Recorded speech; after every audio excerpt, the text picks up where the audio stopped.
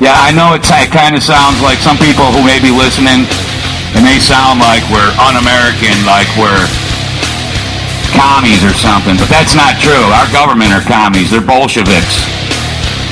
And you don't need to look any further than the Communist Manifesto. You don't need to look any further than the policies implemented the last 10 years, or the last 30 years, the last 100 years. And as I said, if it looks like a Zionist and it smells like a Zionist, it is a central banker. And central banks have caused every boom, every bust. They fund both sides of every war. And so we're not un-American. And I say God bless Americans.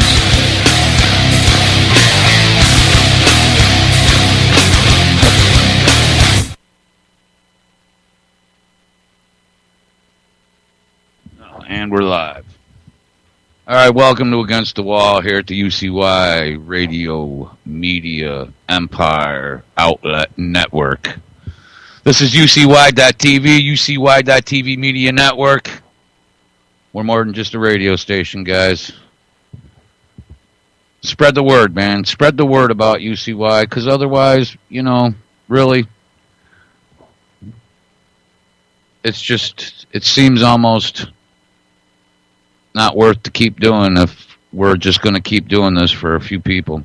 Now, I realize that most of the people that listen to this network do it privately, so we're not going to go there. Now, I think I may have a guest today. Randy, my buddy Randy, you guys all know him from the Medical Conspiracy Show that used to be on Oracle. Was it Oracle? Or I know that they were on Orion. Oh, I've had him on my show on Oracle, Dr. Carpenter. Give me a few minutes here, and I will add Randy. Skype is really messed up, guys. So F a Skype and F a Microsoft, Bill Gates piece of crap messing with everything. So I guess I did, luckily I did get Skype turned on. I wasn't supposed to be here today. My wife and I were supposed to go somewhere this weekend, but we didn't. So luckily I'm here because I would have been dead ass air had I not. But anyways, welcome to the show. This is Against the Wall. Look, yeah, what is today, the 17th? Today's the 17th of August, 2014. It's early in the morning. Early in the morning. Hopefully I'll be able to play a few tunes for you. I had to get this other computer set up because I still have been slacking and haven't reinstalled Windows on my main computer. So I'm running Linux, and I'm using a laptop because it's the only way I can. It's the only way I can actually do this, and still be able to do things the way I like to. Quite a few things, I guess, are going on. Nothing. I'm just so not into it anymore. It's nothing important. You know what I mean? Nothing's changes. Not that I think anything would change, but you know, the only thing that I see is I just keep seeing people stabbing each other in the back, hustling, trying to get up the next rung so they can get a little more access, you know. And then you got the scumbags that are just trying to be the new media, which is, to me, is ridiculous, because really what they're trying to be is just a new marketing scam. This entire, from Alex Jones on down, this is just one giant MLM, multi-level marketing scam, and you are most of these people's frickin' employment. You are most of these people's source of income. I hope you like that. You know, you're fucked, and we're in the middle of a repression. Like how I call it, a repression. It's not a depression. Well, maybe it is. I call it a repression because we're repressed. It's an oppression. It's a suppression. Don't forget about the struggle, man. The struggle for humanity, the struggle for dignity. Fuck the struggle for 9/11 truth, and fuck all those Sandy hoaxers. There's a real struggle, and that's for human dignity. That's for the right for dignity. And you got all these idiots like James Fetzer running around trying to muddy the water, make every one of us look like idiots. And does a fairly fair job at it, in my opinion. Did you see, I'm just so sick of all this. You just see that in California, they're now going to define rape. So if you live in California and you're going to have sexual relations, then it would be my advice that you get a contract, that you find a good contract lawyer and draw up some contracts, because a woman can withdraw her consent to sex at any time. So I say get it in writing.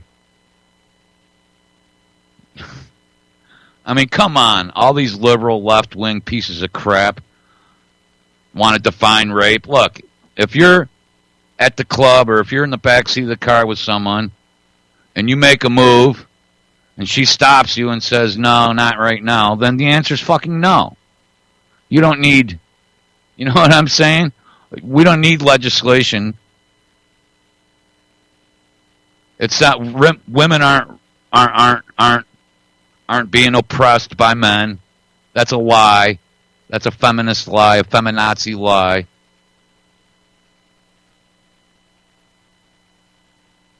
The big feminazi lie. So consent has to be verbal, which, you know, whatever. All I know is my entire life, as far as I'm concerned, wherever I have been, not that I've ever been turned down very often, but occasionally it happens where you're trying to make a move and the person you're with just not into it, just doesn't want that. So you stop. You know, that's common sense. You need to be... the thing of it is when you legislate something, you automatically create a criminal class. And the feminazis want all men to be criminals. We're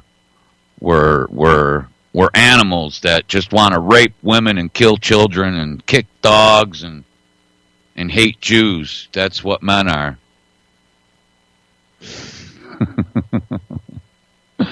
Never mind the fact that men traditionally have protected women since the dawn of mankind, since the dawn of creation.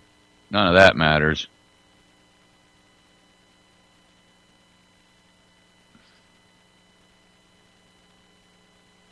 So, if you live in California, I absolutely would. Hey, a verbal approval or verbal consent, that's nothing. That isn't binding. So if you go to court and the girl says, well, he didn't have my consent, and you say, well, yeah, I did. You said, yeah, go for it. If you don't have a piece of paper, then... You know what I'm saying? If you didn't have a signed contract that you were that your female companion or male companion, I suppose, if it's man on man bullshit, or if you're into some girl on girl fucking gay bullshit, get a contract. Don't just put it in there. Don't try that just to tip lie. Get a contract. Write it down, because part of the legislation says that a woman's nothing to do with a man, because men's are a piece of crap. Man's is pieces of crap, and you're just a rapist. If you're a male, you're just a rapist waiting to happen. You're a potential rapist, and a woman can withdraw her consent, and that doesn't have to be verbal. It doesn't say that. It just says verbally, and again, so before you actually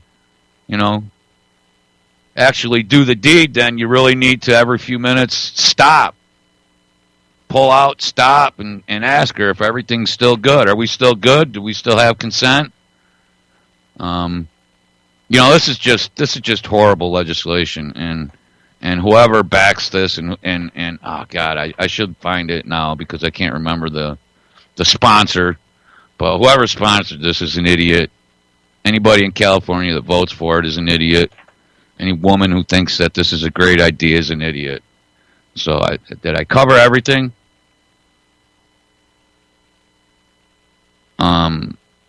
If you're gonna have sex, get a written contract. Don't go with verbal. Verbal consent can be withdrawn, and it can be it can be withdrawn midstream.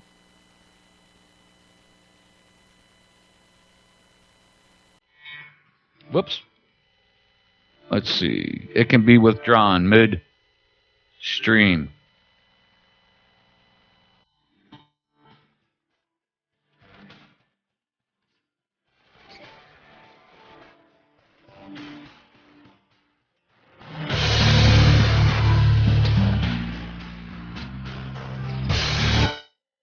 Oh, what did I just do? All right. Oh, try that again.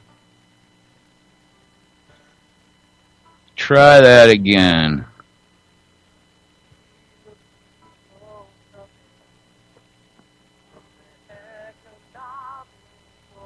Hold on. Now I'm really messing things up.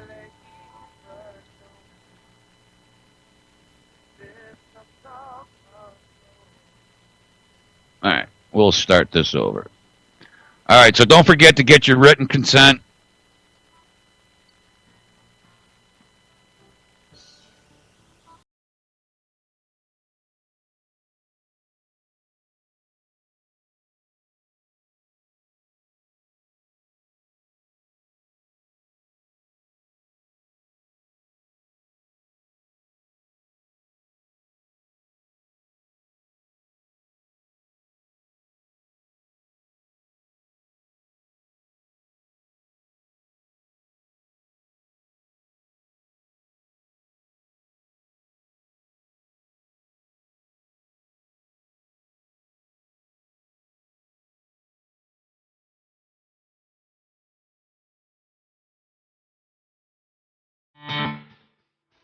There we go.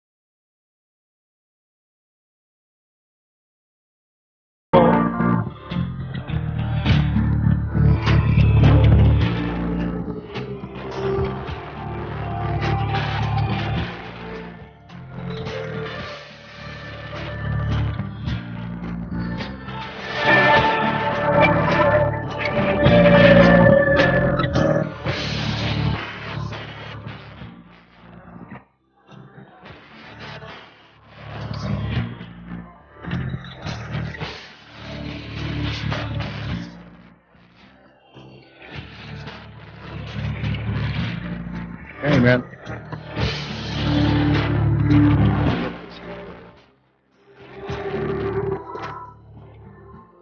Okay, I had my volume up. Can you hear me all right?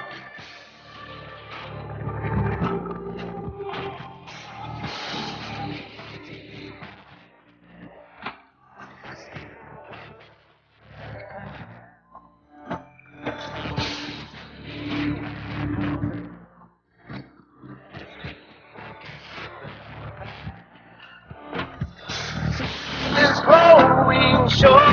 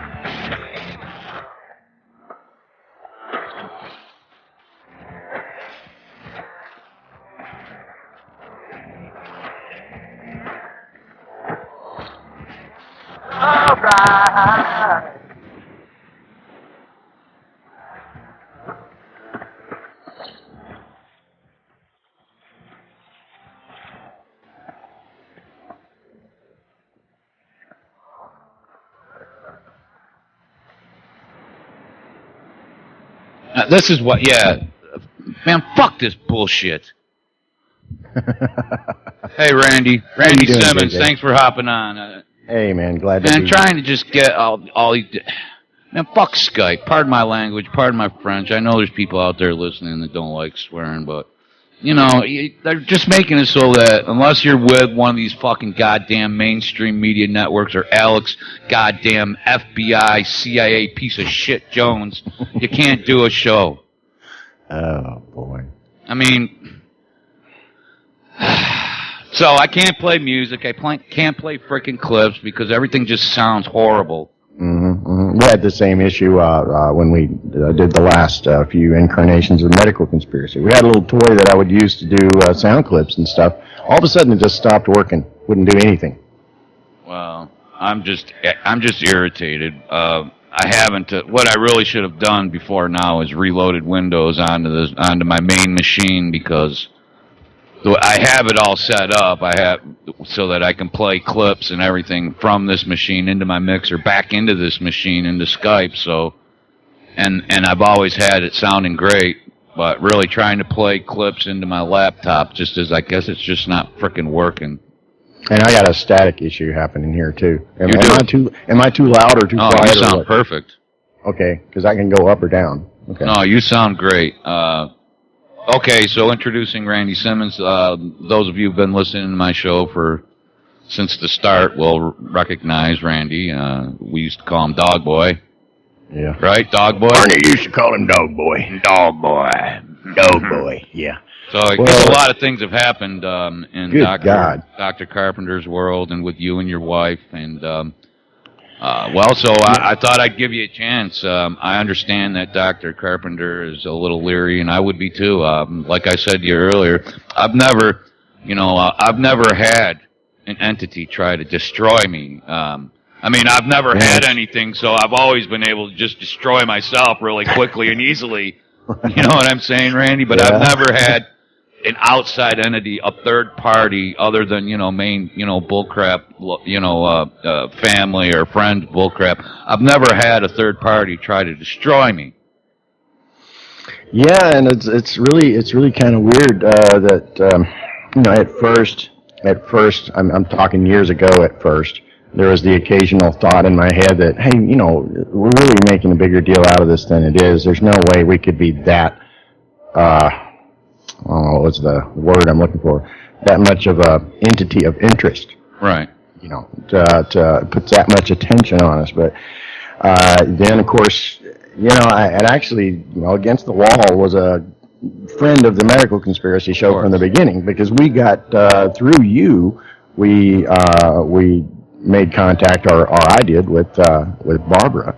And Barbara Hartwell. Barbara Hartwell, right. She had come on your show, and Dr. Carpenter heard her when we were actually moving. Another whistleblower. Yeah, we were moving from one office location to a downgrade, smaller office that we'd set up because the decline was already happening, starting to happen 2-3 years ago. And she couldn't believe some of the things that Barbara was saying, so we sent some messages and tried to get. Well, I'm sure they had a lot in common. So just so that people understand, there are quite a few people that are listening to the show right now that know, but Dr. Carpenter is actually just to put this in context, she's a Dr. Carpenter, right? Dr. Carpenter was years ago, before most of us even knew what this movement or the struggle was a defense industry whistleblower, and then later on, it looks like as though the establishment decided that they weren't done trying to destroy her and her reputation. That's a pretty simplistic explanation, but I just thought people should know that this isn't just an incident that just came up. This is a woman who blew the whistle on the defense industry and who said some things that people did not like and put things out there. LaysMed Inc. was the company that she started. And her radio show was really her radio show was an afterthought. I love Dr. Carpenter, and if she's listening or if she hears the archive, Dr. C, you're always welcome on Against the Wall, and I will always do anything I can to help in the background. Yeah, and I'm sorry. She would have been with us this morning, but there was a little misunderstanding, and I think she had the idea that we were going to pre-record in advance. And but no, when I first met her, it was a year or more before I had any idea about the existence of LaysMed. I had met Wendy. We were both out of bad marriages. We were both, had some time under our belts after a bad marriage. We met online, and we dated for, say a year to a year and a half before we got married, and we were married for almost 6 months before I knew about the existence of LaysMed, and it was mainly because what had started really small and had been going on for a few years suddenly got busier, and she was needing more help in the office, and a point came at which I needed a job, so I went to work and helped her out in the office. The next thing I know, I'm looking at this kind of small website that she had that was one of those GeoCities, cookie cutter type websites. Right. And we were talking, just brainstorming, and just during dead moments of the day after day about things that she'd like to see happen to the website. And I got to thinking, well, some of this sounds a little over my head, but I sure would like to learn. So she gave me a chance to take some really basic courses in HTML, CSS, and some basic graphic, design. And so we started little by little upgrading her website and upgrading her logo and trying to get a web presence for her. And this went on for years that I was helping out with her website and just basically putting up changes as they came about, as she wanted them made, as she wanted this change made. We'd go ahead and do it. And around 2009 to 2010, this... about when I think that's about when I met you guys in the neighborhood, maybe shortly thereafter. Yeah, what I was leading up to was this is the kind of the straw on the camel's back that made her decide she wanted to get a radio show. I want to say it didn't really start until sometime in 2009. A little pressure from local politicians in the state of Arkansas, where she was, where we were all living at the time, and Dr. Carpenter did some research and discovered that Oklahoma was one of the original states with what they call a safe harbor law for alternative practitioners and holistic healers. And a lot of that had to do with the Native American community in Oklahoma, but still it's a safe harbor law. So her decision was, we're going to move LaysMed to Oklahoma. And so at 3 households, we just up and moved like a very short notice. We didn't have much time. But once we had gotten into Oklahoma, this movement of detractors just kind of appeared on the scene. One of the things that I always did during the years that I was helping out with the website was every week or so I'd go to Google and just do a random search. Just run either her name or run the name LaysMed Inc. in the Google search and see what comes up, just so I can see what's going on the internet. How's this page doing? Well, to our surprise, there was this anti-LaysMed page that had just appeared out of nowhere and was talking about a lawsuit against Dr. Carpenter, and she had no idea there was a lawsuit against her. She hadn't even been served yet. Nobody knew. And the way we discovered it was by this guy's webpage that he had created. And this is the guy that Dr. Carpenter eventually nicknamed Pinocchio. Just sort of to designate the liar quality. But the more we looked at it, it became pretty apparent that how would this random guy, who, yes, he was the husband of a former patient, and there was this story attached to his website as far as his wife not not getting the results that she had wanted. And then there are lots of questions that come up as far as what did she do after the treatment? What did she do before the treatment? I don't have enough medical knowledge to be in the know of every medical detail that happens. All I was the media guy, and then I came in and helped out with the radio show in later years. But what they did was here 2 years ago in the summertime, following a lawsuit that was based on lies, where this lady sued her even though she cured her cancer. And they got a hold of a couple of oncologists working for her that would put on paper that her cancer was not killed and it was continuing to get worse. Well, up to that point, all I had known was every few weeks I would get a set of emails in from Dr. Carpenter saying, "Hey, here are some emails and some letters that we've gotten. Would you put these on our website on the testimonial page?" Which didn't exist at first, but eventually so many of them were coming in that there was no way that we weren't going to have a testimonials page. You know, you got this many good comments coming in from all over the world. Let me set up a page on laysmedinc.com just to handle these comments from former patients. Well, and that was my understanding of how it worked. Not until 2009 when this seemingly organized group of people came out, and starting as just nothing more than vicious troll activity. But it got ridiculous. It went beyond the point of troll. This is where Barbara Hartwell and the COINTELPRO discussion kind of came in and started to make a lot more sense to us, because everything that was happening to us, it was the same thing that Barbara was talking about. Just in a different context. Exactly. You know? And Barbara's main thing is, one of her main things was talking about how the state would come in and declare a person unfit and then steal everything, steal all their intellectual property, all their physical property, steal and then have them, essentially committed, a ward of the state. Under guardianship is the term. And Dr. C, just so that people understand, LaysMed Inc. Doesn't, as far as medical procedures, there was no surgery or anything involved. She had developed a technique where she could apply a dye to the tumor so that it would stand out, so that she'd be able to see it, and then use lasers to burn. Yeah, and not just so that she can see it. So that it would conduct the heat, so that it would kill the tumors without destroying the cells around it, right? Right. It has to do with the monochromatic frequency of this particular laser. It's been tweaked to a certain frequency, and that frequency corresponds to a certain color.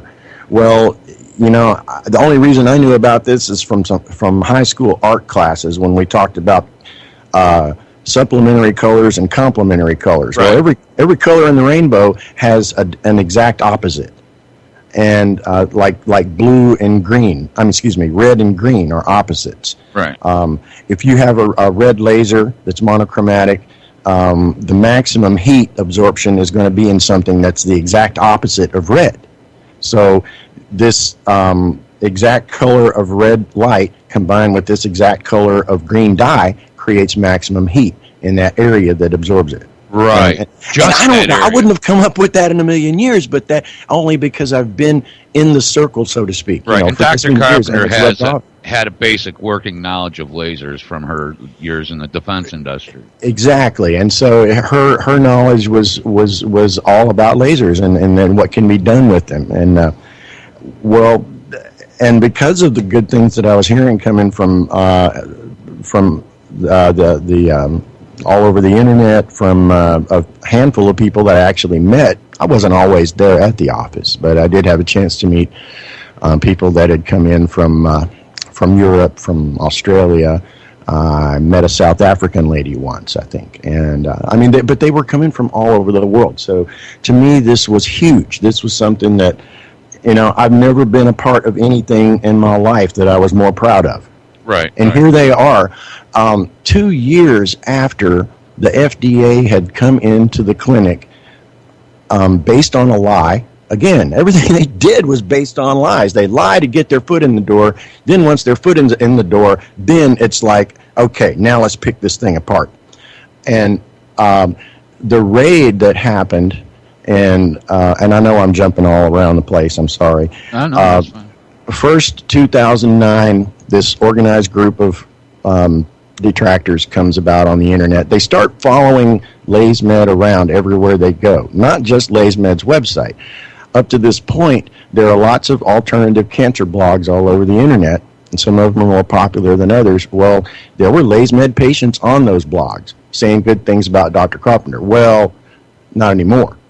Right. They Googled and found all the places where the good stuff was being said about Dr. Carpenter. They went in and just, changed it, right. They can brought in a group of people. They can put all the good stuff at the bottom of any search term, so that when you search, and there's if you listen to the radio, any terrestrial radio station for more than 20 minutes, there are many companies out there, internet reputation companies, that will for a fee just go out and change all the bad shit about you on the internet, so that a Google search or a search engine search brings up the good stuff. Mm-hmm. And it's all about money. It's all lies, yeah. And if you can pay, if you can foot the bill for it, you can make it happen with these PR firms out there. But at this point, this is before these firms had all started up. So you guys were like at the forefront of being attacked viciously. Yeah, and I guess in hindsight, one big mistake I made was engaging these people right openly on the forums. I would not being a real insider. See red, not being an insider, it wasn't that big of a deal to me. Since I'm just the website guy and the radio sidekick, I would get in there and argue with the people, and of course there's no way I could ever win, because they would always come back 4-on-1, 3-on-1, and do whatever they could. But during this time period is when Dr. Carpenter decided she wanted to start a radio show. So she had commercials that were running on GCN, and of course Alex dissed her during his show one time because her commercial was right there in the lead into his show, and he says, "Well, you don't always know that the cancer's always cured because of good metastasize," and of course, which is true, but so that's why you have the follow-up visits. Right. Well, and so here's the thing, Randy, because and here's what I don't get. So nothing's foolproof. Even high-grade THC oil isn't foolproof and isn't 100%. And what I don't get is it's okay to spend $500 million, $500,000 on cancer treatments and die, but if you go and spend like $5,000 or $6,000 on a treatment and die, now we got to start putting people in jail, and you're an evil, Satanist because you've tried to help people, and occasionally it doesn't take. But I just don't get it, man. Well, and this, like I said, it was a build-up over a course of a couple of years. It started with trolls on the internet. Then it became obvious at one point that, hey, these trolls are working with the attorney. Yeah, and let's be clear, Dr. Carpenter's never killed anyone or caused the death of anyone. Period. No. Point blank. End of story. Never caused the death of anyone. Right, and there are cases out there. The first one really is the one that they used for the lawsuit that happened in Arkansas. Was a lady that had come to her to have her breast cancer killed, and we didn't even Dr. Carpenter didn't know at the time, but dug it out of her file later after the fact that this lady also had thyroid cancer. Right. That she was treating with a different alternative practitioner and did not want that thyroid cancer treated with the laser. Well, the next thing I know, this whole thing has been taken over by the media, and everything. The poor lady eventually passed away because of the thyroid tumor. Right. It whatever was being done to that thyroid that Dr. Carpenter had no idea of. It all got blamed on the breast cancer because the way her treatment works is after the cancer is killed, there is a few months afterward where the dead tissue expansion brings some people to have concerns that it's actually growing. It's not growing. It's just expanding. It's leaving the body.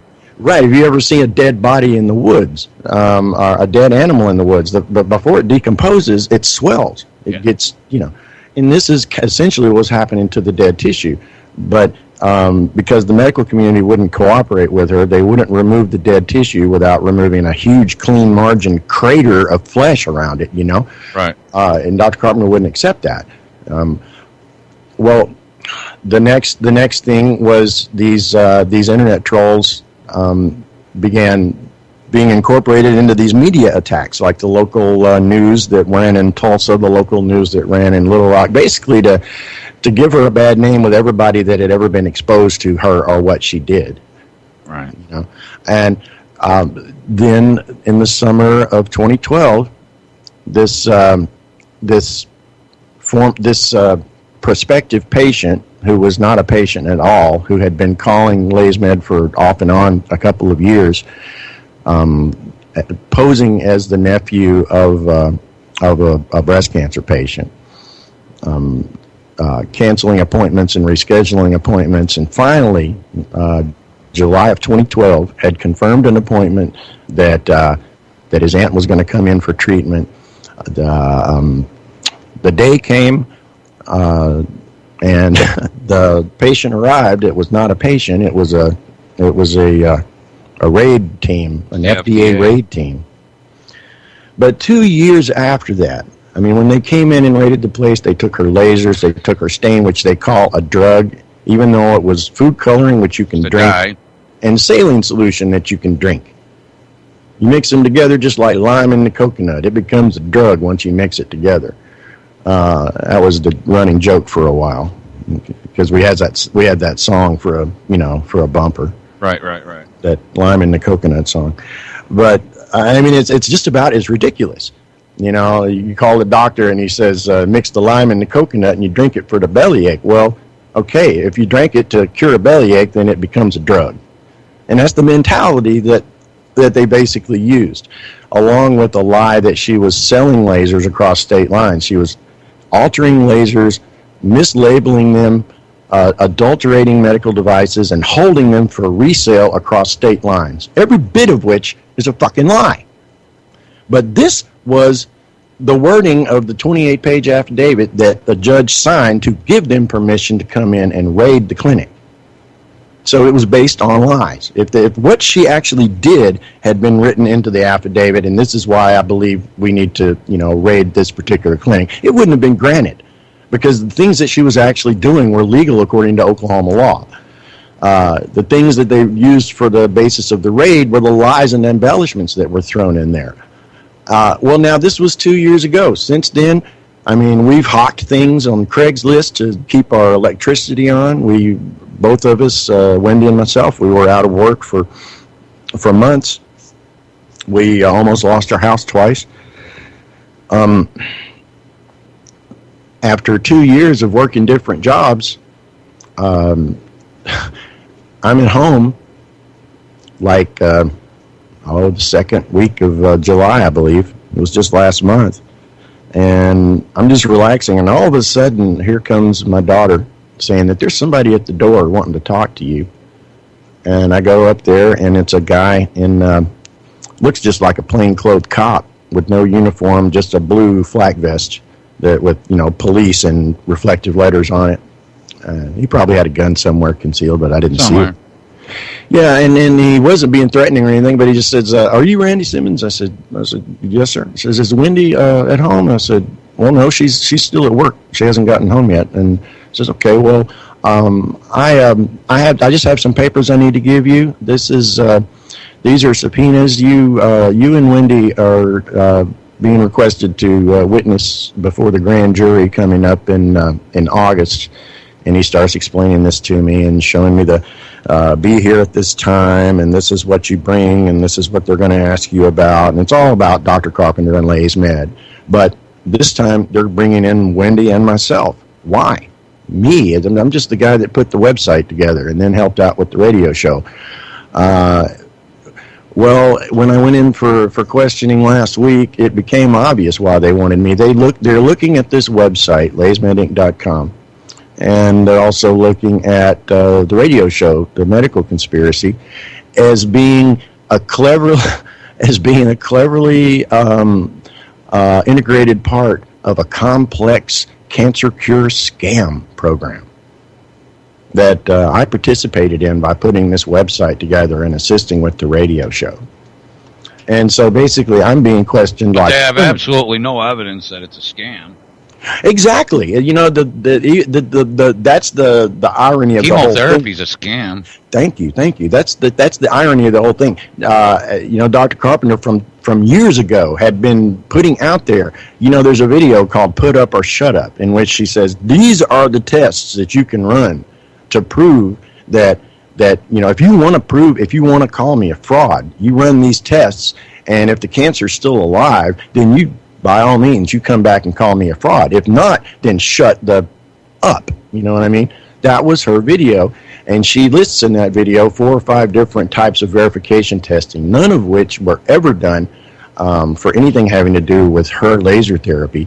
The testing that was used after her laser therapy to demonize her was basically testing that's done after people have chemo. That doesn't tell you a thing about the effectiveness of what she's done. It doesn't. All it tells you is, well, honestly, and it's over my head, I can't really give a good explanation as far as what it does test for, but it's totally inappropriate testing that was done, and nothing has been done to prove or disprove the idea of fraud, even though they keep using that word fraud as like a premise. You know, it's like they can't make up their minds. They can't prove that it's fraud, but they still want to use the word fraud as a premise for everything that they do and everything that they say. And poor Wendy came out of there in tears. They brought us in separately. I figured they would, you know. Of course. But there were 23 people in the grand jury, and I think they do that so they can get. They have 23 people in the grand jury. To get a verdict, they need 12. But I'm still just. I really can't believe that what I did to help out my mother-in-law, and really in essence help out my wife, because when I started working for Lays Med, it was during. It was shortly after my daughter was born, and all, you know, we were busy. My wife was busy, a lot of things going on. She didn't have as much time on her hands as she did, and so I jumped in and I started helping out. And I got a little bit of training about some things I could do to maybe improve the website a little bit. The whole thing was just to help, and I got grilled.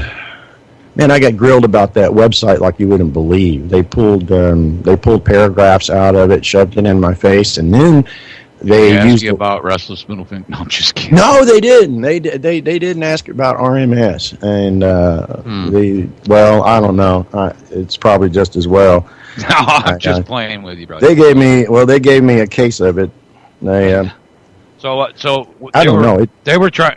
Anyways, go ahead and continue. Sorry, I didn't mean to interrupt. Well, it was. You had to testify.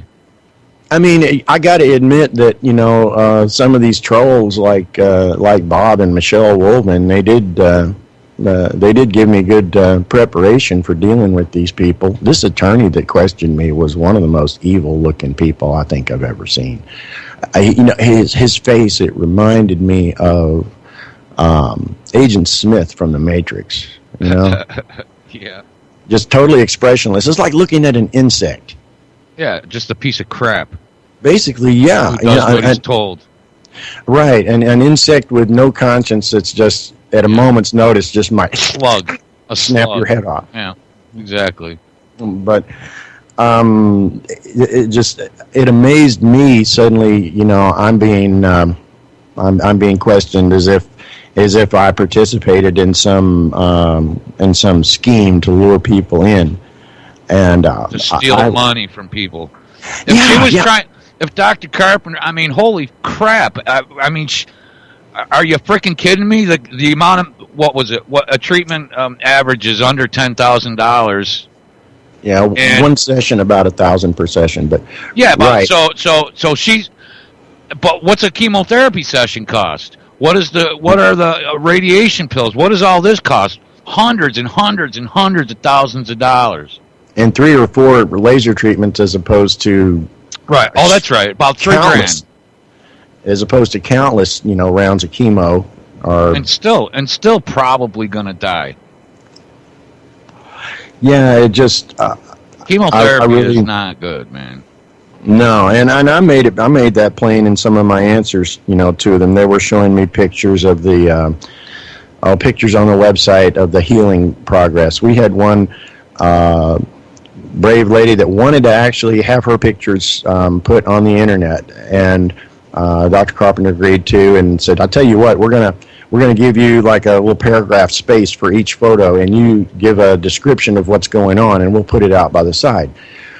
Well, the pictures weren't pretty because they showed kind of a scabbing progression. I mean, and they're on the website right now. You can go to lasmedinc.com and then go to a button that says healing, and there's 2 different healing progressions. And it's not pretty. It scabs up. It for a few months, it looks worse maybe than it did, but then it goes back. The scabbing goes away. The healing begins, and the questions that I was getting about this was unreal. They were asking, were these pictures photoshopped? And all I could think was, my God, what a stupid question. You can't figure that out? I mean, why would I want to Photoshop a They would know, scab? Randy. They would know if they were photoshopped. If Unreal. they were photoshopped, they would see the layers. I mean, they don't just.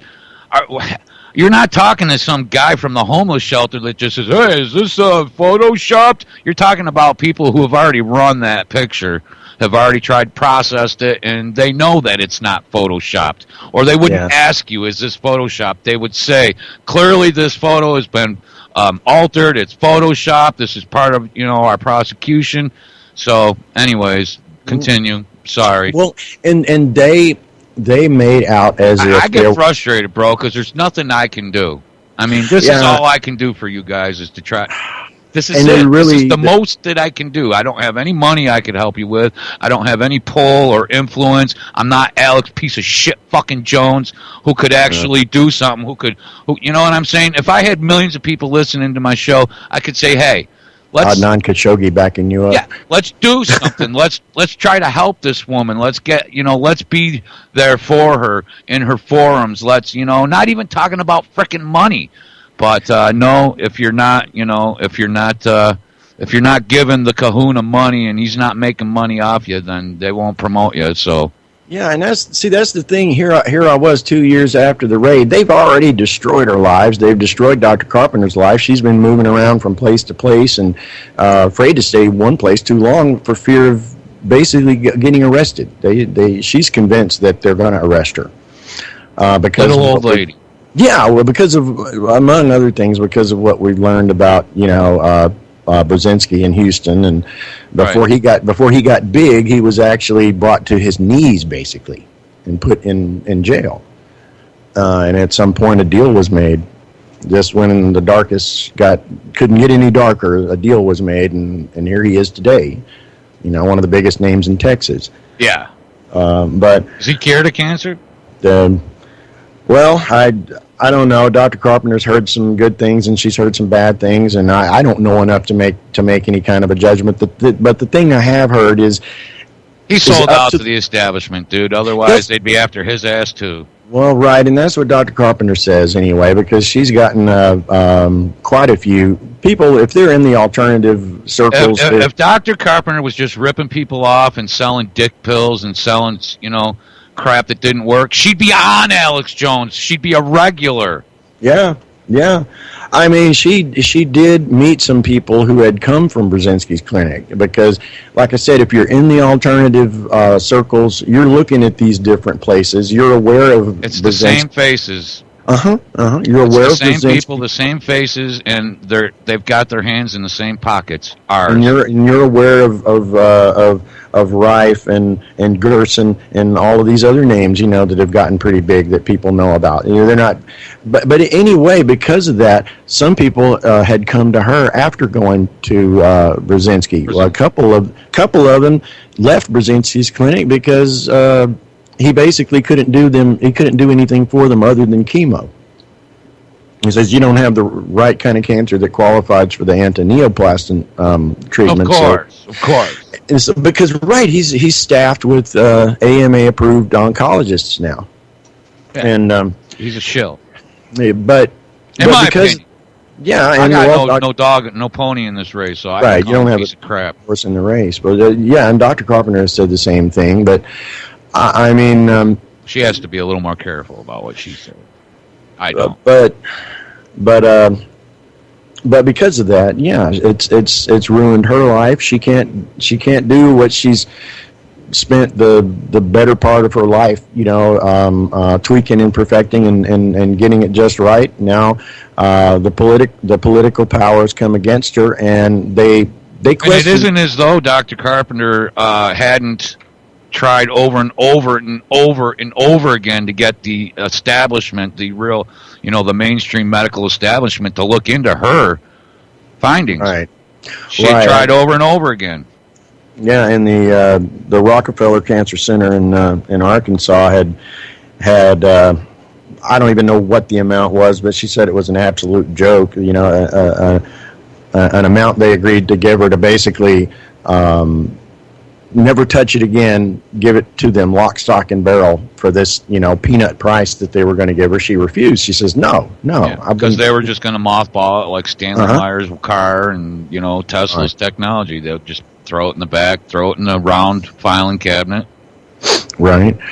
But what amazed me is they kept on questioning me about, did Dr. Carpenter ever tell you about a case where her therapy didn't work, where her treatment didn't work, and they made out like there were just so many of these cases that went wrong, and for that reason, in my answer, I kept on including positive comments that I had brought with me, and they didn't want to hear that. No, they didn't want to hear it, but I kept on including it. And one question wasn't from the attorney, it was from one of the jurors. And so when I gave them my answer, I started telling them that my frame of reference, up till 2009 when the battle started, my frame of reference was these testimonials and emails and comments that were coming in, several times a week. This is what I saw, and this is what amazed me and made me feel like I was a part of something, really, really big that was gonna be the next big thing. Because you can even right now, you can go to Google and you can search laser cancer therapy, and you can see programs all over the world at different university hospitals all over the world that are using the same principle. Yeah. Only thing is they're using a lucrative drug instead of a dye. They're using a lucrative drug that makes that color change happen. Therefore, they can get pharma to foot the bill, and everybody makes lots of money. Because food coloring is already approved by the FDA. I mean, you know what I mean? It doesn't need approval, and it doesn't cost $100,000 for a prescription. Yeah, but we got people that want to throw her in jail because they say that the moment you mix the food coloring with the saline solution and use it to color, to exact a color change for what you're doing, you're using it to treat cancer, and it therefore becomes a drug. And I don't know, that is just such. But they took her lasers, and now they're using. And now 2 years later. But they won't. But the treatments aren't going to cost $3,000. They'll cost $300,000. Yeah. It just, but it blows me away. Back to your testimony. This is just a grand jury, right? Yeah, just a grand jury. But it's if the grand jury finds reason, then she can be charged. Then she can be indicted. And the way they were questioning me, it's as if I could be as well. Well, here's the deal, though, because the burden of proof is different in a grand jury than it is at a criminal jury trial. So. Right, and at one point, like I said, they were questioning me about all these so-called cases that her treatment didn't work, and I kept bringing up the testimonials page, which we've been accused of making those up. Hell, even one of the FDA agents, I think Jeremy Bain himself, accused us of making those stories up. When they were straight out of emails, straight out of the mouths of former patients. Then I started reading what I had printed up from the change.org petitions that we have. If you go to change.org and just type Dr. Carpenter in the search box, they'll come up. She's got 2 different petitions on there, and a total of about 17 or 18 pages of stop this witch hunt. And this is ridiculous. All you people want to do is make money for big pharma, and that wasn't the reason that I was reading. The reason I was reading them, in the process. There were a lot of comments in there from the loved ones of patients that she had treated. Basically, my father would have lost his tongue if not for this lady. You know, she has helped my family. She helped my father. She saved my mother's life. She, one after the other, and I just started reading them. Well, I'm going to tell you something, Randy. Good on you. Again, because the fact that the burden of proof is different during a grand jury, you're allowed, as a witness or as Witness. have a lot more. You can use emotion. So I'm glad that you got. I'm glad that you just stuck to your guns, Randy, man. And kept saying, because you were allowed to do that. Go ahead, man. Honestly, at first I didn't think it was going to matter because it seemed like everything that I said was just being stepped right around and come back to their point. You know what I mean?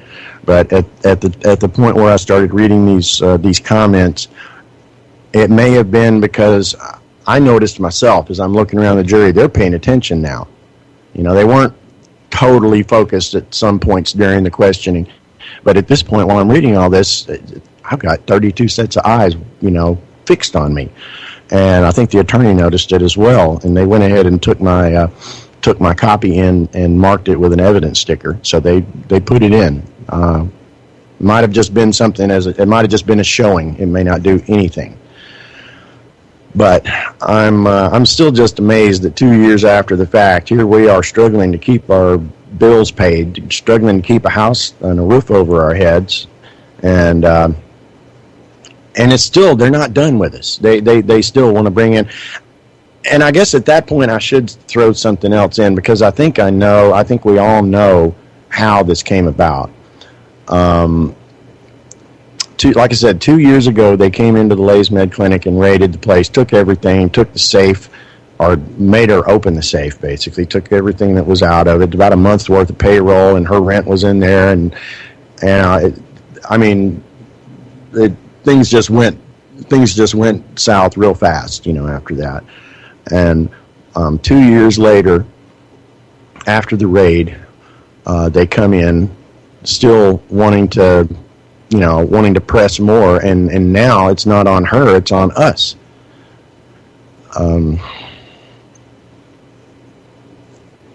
I don't know. I feel like I'm talking in circles. I'm sorry. Well, you're not. No, you're laying it down. Dr. Carpenter is a beautiful woman who's done things for people that are amazing. I've had her on my show many times. She's a lovely person. She likes Van Halen. Right? I'm just kidding. What she does, though. But she deserves some support, and it's hard to find support in this alternative, your money's and my money's in your pocket media net, cycle. UCY is a little bit different, but for the most part, it's hard to find support for these people. And I had Dr. Carpenter and you both on just after, God damn it, the raid, and it's continued. So you're at the grand jury, and how long were you actually in the grand jury in testimony? I think they had me for about an hour and 45 minutes or so. It seemed like an eternity, but They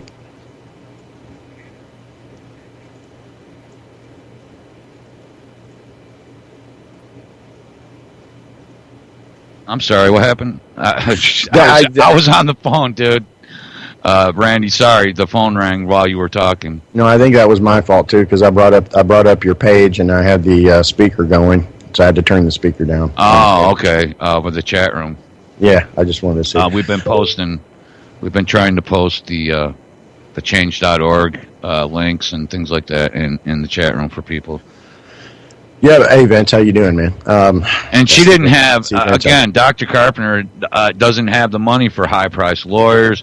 Well, and what you were saying about these PR firms, that will go up and clean out all the troll crap off of your message boards and things like that.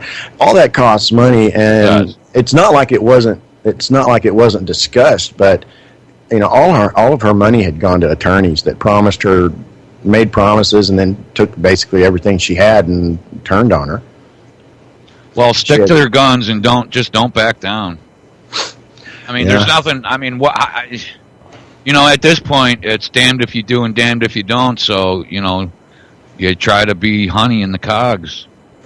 Yeah, I mean, she really wanted to come on the show with you, but I think we'll do something this week. We'll try to set up some and do some pre-recorded. Yeah, because even the last few months of the medical conspiracy, when before Orion Talk Radio shut down, that's the way she was doing the show, simply out of safety. She didn't feel safe going live on a Skype signal and broadcasting it. She wanted to have it at least delayed by a few hours or a day, right?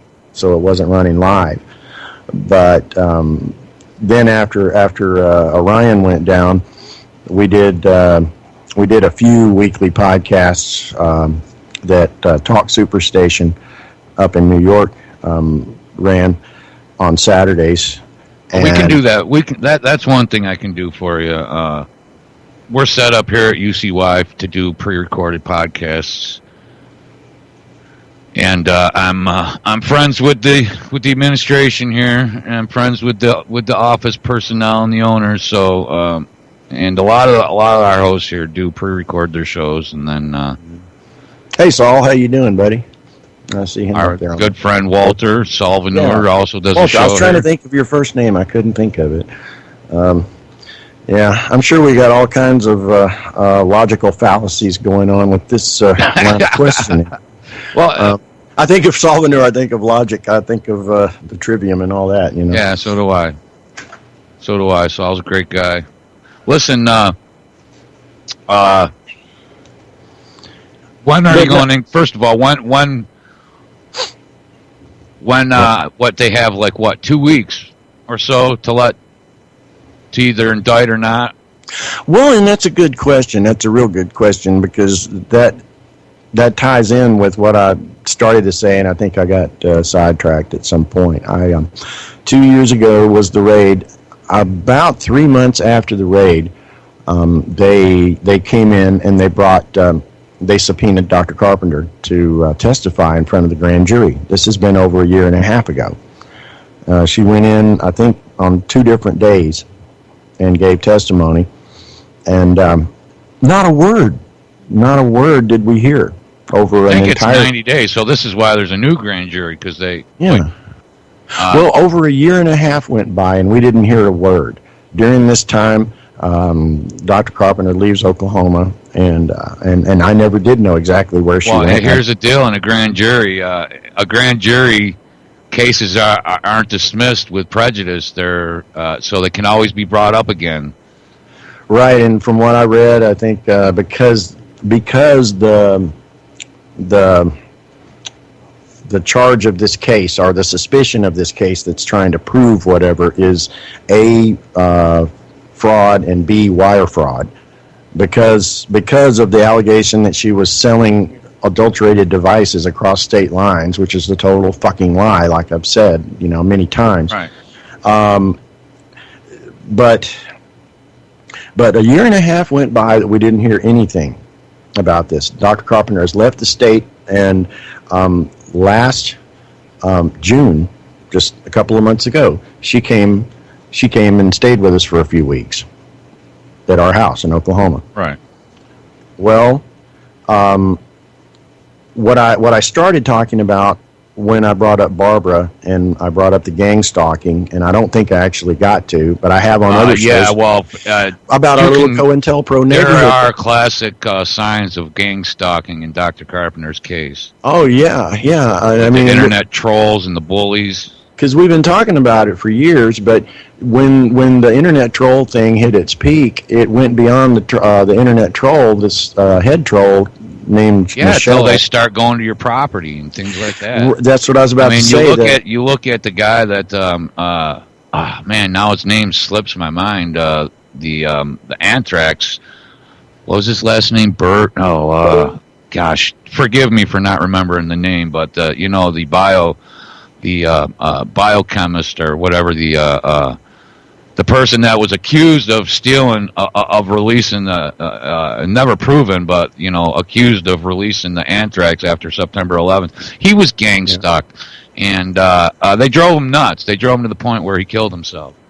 Yeah, and see, that was. And they'll do things like make you think that you're going crazy, like you left your car in neutral and it rolled down the back of your driveway in the middle of the night, or they'll come to your house and they'll make it look as though somebody broke in, or they'll take your garbage and they'll empty it out in your backyard on you. They do these kind of things so that you think you're, one, being stalked, which you are, and two, so that you'll think you're hearing voices in your head, so that so that they can have you committed, so that they can destroy you.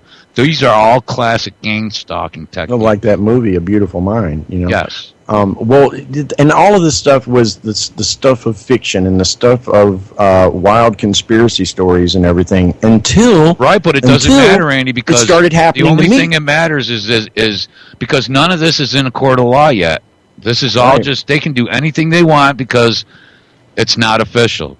Well, and when there's no double jeopardy. There's no burden of proof. What I started to say, though, is a few years ago when this started happening, and when Michelle Wolven, the head troll, was in her peak, it was one day that we were arguing back and forth on one of these discussion boards.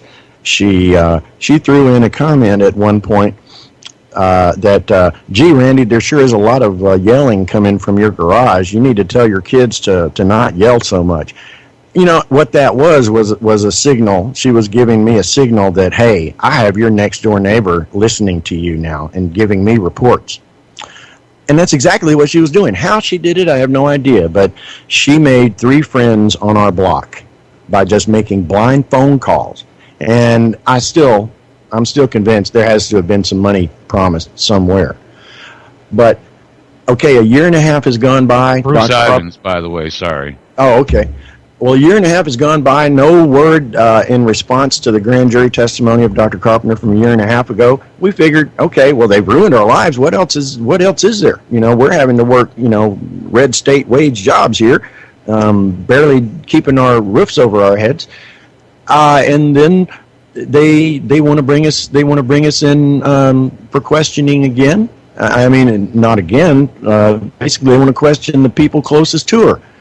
But the reason I think that this happened is because in June, when she came down to visit us, there was one day that she and Wendy had gone, I forget where, they went somewhere together, and they came back.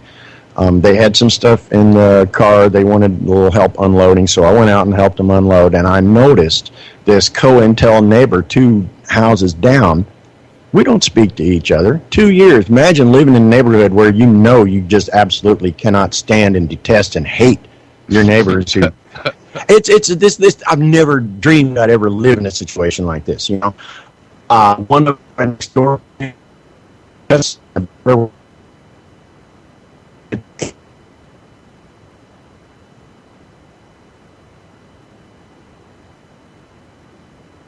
Side of her, who came over 3 years ago because we said something on our Facebook page he didn't like.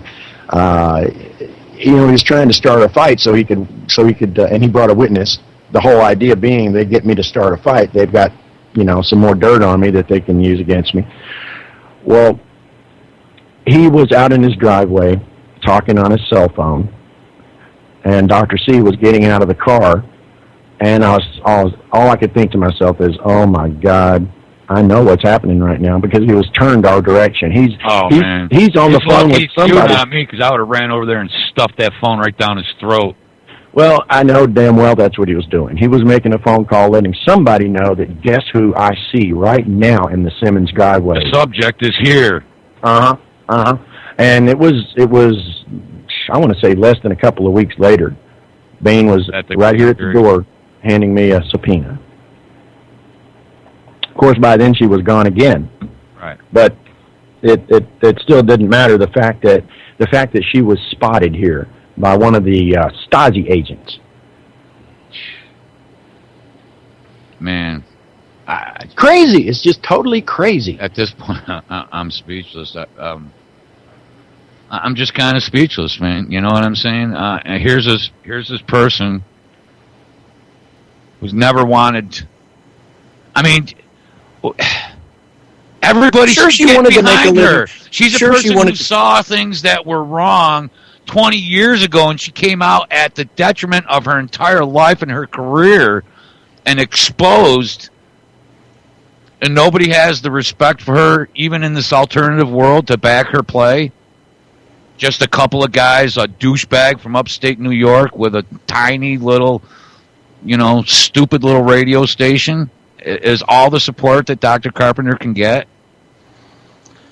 Yeah, it's... Well, because she's being gang stalked, and because they're employing all these different techniques that they use, these search engine techniques. They're,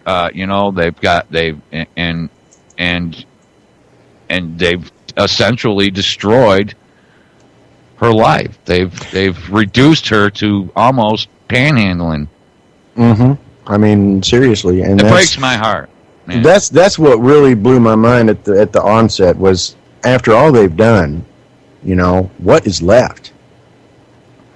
And the only thing that even Wendy can figure, the only thing that's left is a body in a cell. Yeah, this is revenge. This is revenge, man. They couldn't get her 20 years ago. That's my opinion. I mean, and I'm sure that Barbara... I don't disagree. Because they wouldn't go all this way for a couple of cancer treatments. This is something that goes back further, and I'm almost positive. Yeah, I can't dismiss any link between. Of course, I don't know as much about, what happened back in those days. Well, she's kind of tight-lipped about it. Yeah, true. Because talking about tight-lipped, so many of the people, the detractors, they said, "Oh, you just married Wendy because you wanted money and all that." They don't even realize that I was married to her for 7 or 8 months before I even knew that Lay's Med existed. The only thing I knew is that when I first met her, her mom and I didn't really get along that well. And I had made the mistake of calling her by her first name one time, and not knowing anything, basically being told that no, she wants to be addressed as Dr. Carpenter. I said, okay. I started calling her Dr. Carpenter, and I mean, I knew that she was a PhD. I knew that she had worked in the defense industry, but that was basically military defense industry. Yeah, and I didn't have any idea of anything else that she was doing until, like I said, until months after Wendy and I were already married. But so Wendy had to testify against her mother. Yeah. Which is illegal. You can't be made. You can't be made. Of course, this is a grand jury. The rules are a little bit different. Yeah, I mean, but she always could, I believe, plead the fifth. Plead the fifth. You do have the right to plead the fifth. You also have the right to retain an attorney when you go in. But yes, again, that's the right if to you can spend afford lots of money. Right, because there are no public defenders in a situation like that. No, there isn't. And so Wendy went in and testified. How many people were subpoenaed during this last round at the grand jury, which was what, last week you said, or 2 weeks ago? No, it was August 11th. So they got 90 days. They only have 90 days from the grand jury to either indict you or to dismiss. Well, they just brought in Wendy and myself. That's it. Yeah, that's it. And, I'm trying to figure this out. It's just not making any sense. Yeah. What did they? Do you know what charges? Well, like I said, they're trying to get her on wire fraud. on wire fraud and the state. And then just a general fraud. General, yeah, the wire fraud. The last time? Regular. That's part of it. Sorry, I didn't mean to interrupt. Well, what I saw was two different. Hang on. Actually, I've got it on a piece of paper here somewhere. Two different suspicion of two different charges, and one is okay. Here we go. 18 USC Section 1343, wire fraud. 21 USC Section 331, causing a drug to be misbranded and a medical device to be adulterated. Section 21 USC Section 331 again, failing to register a drug manufacturing establishment. Huh. A drug manufacturing establishment. Where she mixed? Yeah, where she mixed food coloring with salt water. Yeah, food coloring and salt water. Essentially. Oh man. Well, I'll try to get. I'm just really busy, and but we'll try to get at least do like an hour or something together at some point during this week. Yeah, definitely. I just wanted to know that. She wants to. It's hard. I just feel helpless, and this is why I felt helpless trying to help Donna Taylor. She, her son with the Columbine. I just that's just one of the reasons that I'm so discouraged, or I'm so disillusioned by this whole movement of people trying to exploit each other just for a little bit of ratings. Everybody wants to get certain guests on, but then after the show's over, that's just it. That's all. Backbiting. I had someone on, I got that little bit, I've got that little feather in my cap, and now screw you. I'm moving on to the next person that I can exploit so that I can gain a little bit more access into this world, which is just making me ill, dude. Yeah, and I feel helpless myself because, it's the situation isn't really that good here. I want to say within the last 4 months, both of us have changed jobs. Both Wendy and myself have changed jobs. I had to. I lost my job because it has nothing to do with this, but I still think it was pretty shitty. I was working at a call center, and I got bronchitis that was going around in my work area. I missed 5 days of work, and I couldn't get FMLA coverage for bronchitis that I got on the job. And so because I couldn't get FMLA coverage, I had to take what they call attendance points. They dock you so many points for every day that you miss, and you hit a certain point, you're gone. And you're fired.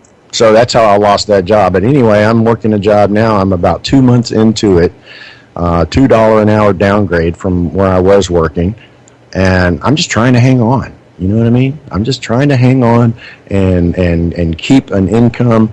Wendy's not working at the same place either. She started a new job about a month and a half ago, and things are not that stable. And then out of that, here comes something else for you. We're gonna bring you in and question you as a criminal. Now, was Dr. Carpenter subpoenaed? No, not that I know of. I heard was this a federal courthouse, federal grand jury? Yeah. Okay, it was, all right. It was at the federal building in Tulsa. The district. Mm-hmm. Yep. But I know 2 years or so ago we did this radio soap opera where we were basically making. I remember making fun. We were trying to make fun of something that really wasn't a laughing matter, but basically trying to put the joke on them, making fun of the court system in the way that they operated, and making fun of this attorney that was out to bring Laysmed down, this guy by the name of Will Bond, out of Little Rock. And I did have thoughts of that running through my head while I was in the grand jury being questioned, but this guy that led the questioning in this particular instance, he just scared me. Here's the deal, Randy. And, never met a scary type like this. They can't do anything.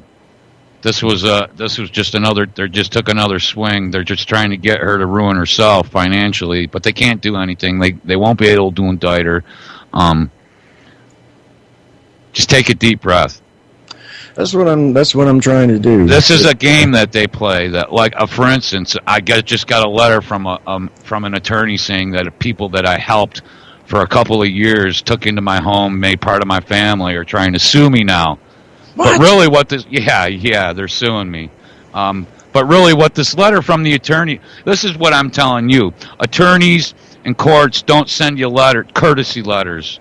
They tell you when you're going to be in court. So if they're anything shy of an indictment and a court date, they're just trying to piss you off. They use fear as part of their tactic. Or, like, for instance, this lawyer sends me a letter saying that he's been retained to sue me. Will I send him my insurance company's information? Well, no. And it's a fishing expedition, and it's a fear thing, hoping that my wife would have been the one that opened that letter and then called them up and said, "Oh my God," because then, and here's the deal with this grand jury. It's the same thing, Randy. And Dr. Carpenter is going to be all right. She's not going to be indicted. I say that now, tongue in cheek, because it's my opinion that if she were going to be indicted, they'd have indicted her. They would have indicted her before. Me too. Exactly. This is just another. It's just because they were like, you know how it is, man. It's just they're just trying to give her a shot in the gut while she's down. Yeah, I mean that's exactly what I thought. Make sure that she doesn't try to start again. Yeah, because if that was my thought, if they wanted her that badly, if they wanted to bring her in and arrest her, they had all the chance in the world a year and a half ago to do that. Why didn't they? Why all of a sudden they calling us back in, Wendy and myself? And the only thing I can figure, it's got to be because they want you to be scared, and they want her to be scared, and they don't want her to ever pick up another laser or another dye or any more saline solution. Well, and I know because they've already stole her technology. And I know because of the line of their questioning that they threw at me Monday, they were trying to find out if she was living at our house. Yeah. Because, they threw it at me from 3 different angles. Basically, I know there's no way that it didn't happen because of this reason, because of that neighbor down the road spotting her in the driveway. Right. And like I said, he had his cell phone up to his ear, and he was facing right directly towards us. Couldn't hear what he was saying because it was, a couple of yards. Well, you're a better man than me, down. Randy, because I would have already ruined it for everybody. I would have. I'm not equipped like that, man. I'd have gone over and drop kicked that dude in his chest, and then took a dump on his forehead, and I would have made all the wrong moves. I've thought about which is what they're hoping you would do. So I'm so glad to hear that you stuck to your guns. You're allowed to say things, and they're not allowed to object to certain things at grand juries that they could have. Like they would have never let you start reading off good comments from a forum at a jury trial, in a criminal jury trial. So I'm glad those are some of the good things that you did, and I think that you could. I know that it won't ease your mind because who the hell am I? Just a guy who's been to court 7,000 times, been arrested 75 or 80 times in his life. You know what I'm saying? I don't believe that they can really do anything to her other than try to scare her and try to just, kick the corpse, basically. They've already destroyed her. And they didn't have to take her to court, and they didn't have to put her in jail. Yeah, and... Yeah, I really don't know. I wonder. I mean, it's easy to say, well, put this behind you and continue on with your life.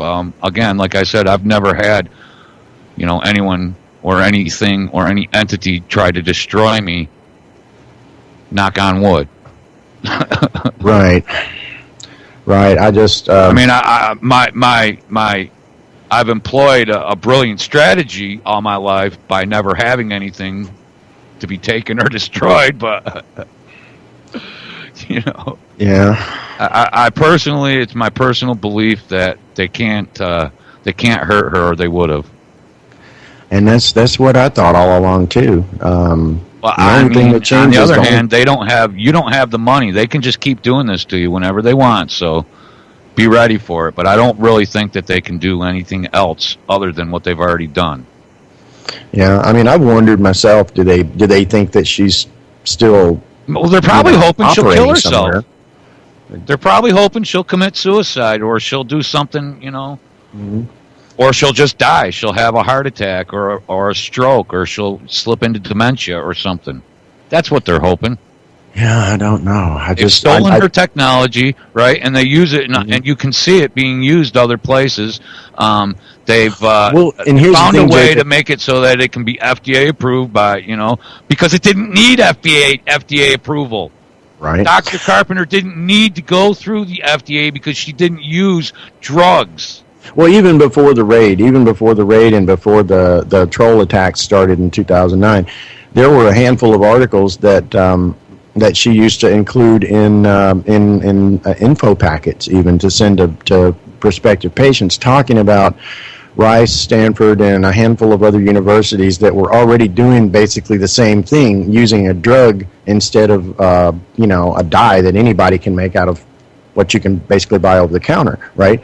And that dye being the key that gets the support of drug companies. Those are the people that do clinical trials. You don't do clinical trials without getting financing from a drug company. And what drug company is going to finance something that uses no drugs? They won't. You're absolutely right, and it does now. If she was charging like $100,000 or something like that, they'd probably leave her alone. If she was charging hundreds of thousands of dollars and still sending people to chemotherapy. I'll tell you something ironic. This attorney who's making several $100s an hour just to put me on the stand and get me worked up, he was grilling me over knowing what exactly did you do for that $300 a week that you were making for Alien Dog Graphics. $300 a week, and he's grilling me over what all did I do to earn that $300 a week. $300 a week is barely enough money to survive in the United States. When he's making that per hour. Yeah. I mean, come on. To destroy a beautiful human. To destroy a beautiful human. But I don't think they can destroy her, Randy. They've already done that, and I don't think they can do any more. Well, and I don't know, it came up probably as related, but after the raid, we had two websites and a radio show. So anything that she had to say about that raid or about the FDA or anything like that went over to the medicalconspiracy.com website. Well, just because this is the way Dr. Carpenter wanted it. We didn't change anything on the main LazeMed website. We left it intact as it was the day of the raid, up until a couple of weeks ago, when Dr. Carpenter decided, well, okay, we need to add an official statement somewhere on the website. So we did, basically just to remove all doubt that, hey, this website is up here for education and informational purposes to let people know what happened. But LazeMed as a company is no more. It ceased to be in the summer of 2012, and when she moved, right? Right, and I didn't really think that was necessary to have that in there, but the question came up, why was the LazeMed Inc. phone number kept live for so long? And well, the answer was because for some people that was the way that former patients had to reach her, to contact her. She wanted the line to be open so that, it was somebody that she's been in touch with for years and years. She doesn't suddenly drop off the map.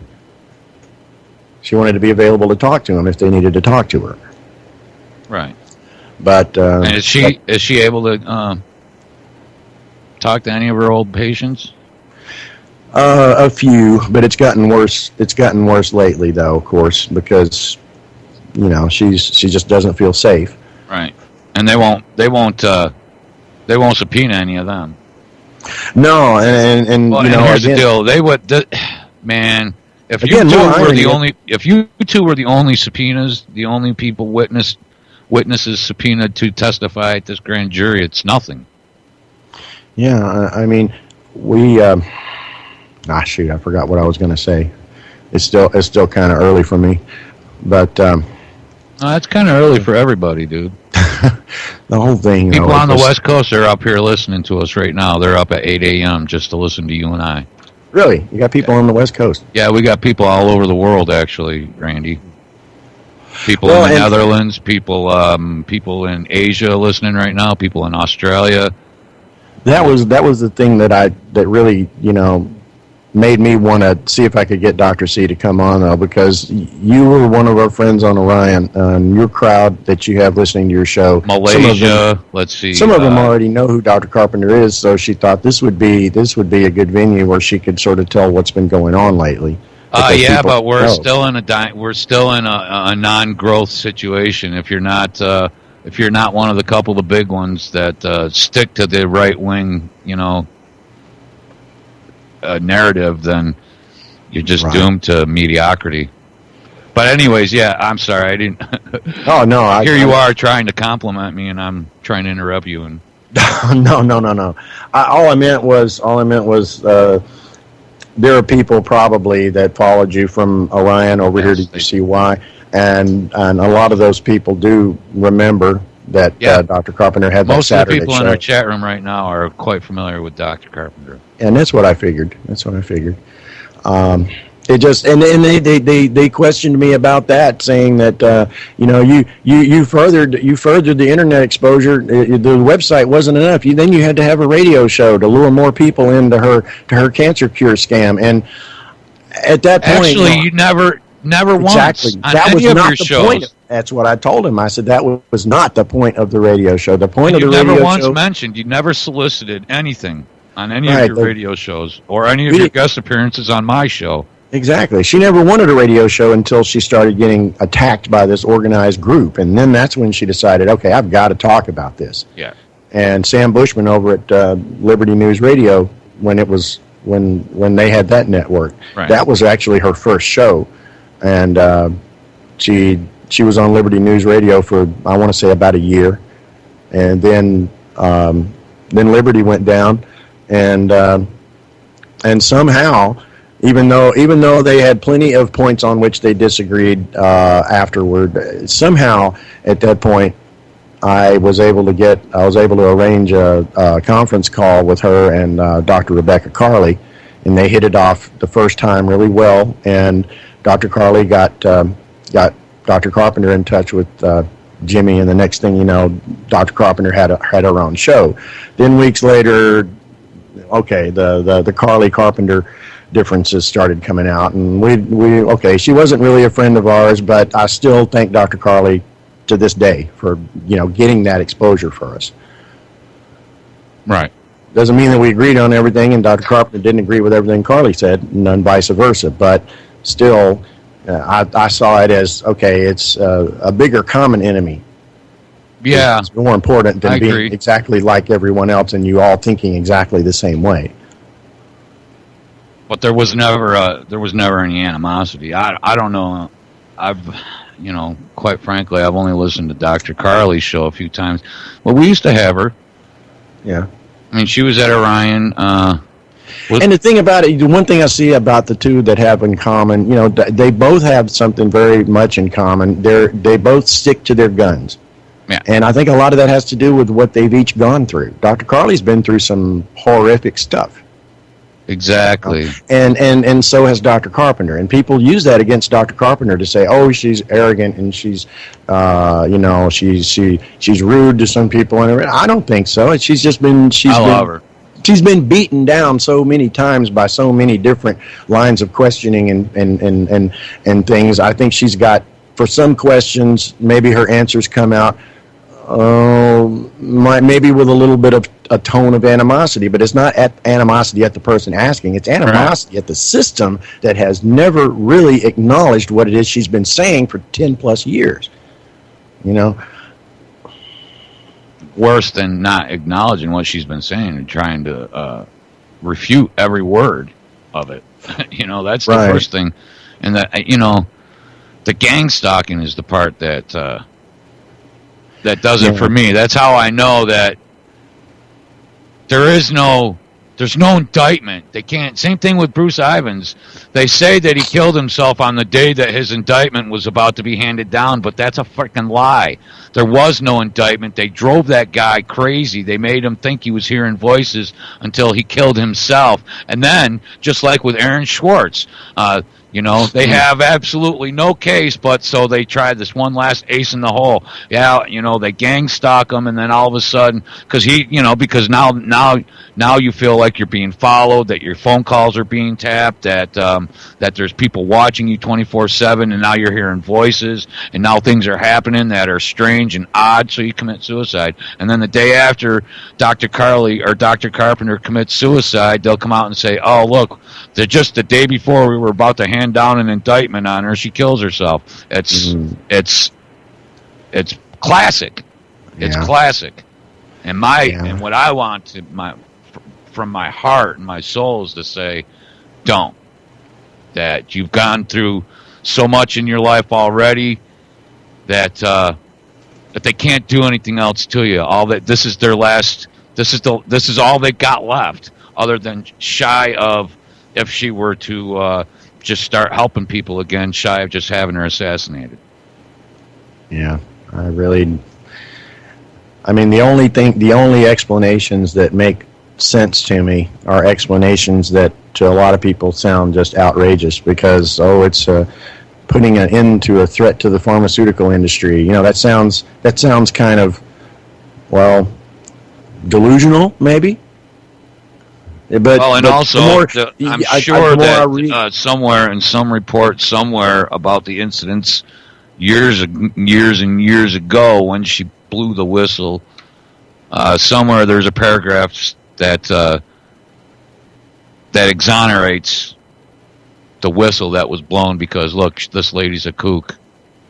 Now, 20 years later, look, man, she may think there's no connection. I do. I know they never, even if they had to wait a generation and nail her children for revenge, they would. So, and this is their last hurrah. There's nothing else they can do to her. My opinion. I mean, I don't want, but, I just feel like, I've had enough experience and enough dealings with the system to know that they mostly do. They don't do courtesies like, hey, you're about to be indicted. They indict you. If you're a big enough criminal, they're not gonna hammer your children. I mean, look at the Bush children. I mean, but they've already sold their soul to the system. You know what I mean? They're one of the star children. They're part of the bloodline. One of the 1,000 points of light. Well, look, take solace in the fact that they can't. They would, if they could have charged her, they'd have done that. She'd be in jail right now. She would have already been into a criminal trial, and there are still limits to the amount of time that can go by after this grand jury. If there's no indictment handed down, then I'd be fairly confident saying that. I mean, and here's the deal, though. Confident in saying that if she never purchased another laser and started curing people's cancer again, she'll be left alone. Right. So they've essentially taken her out of business, regardless.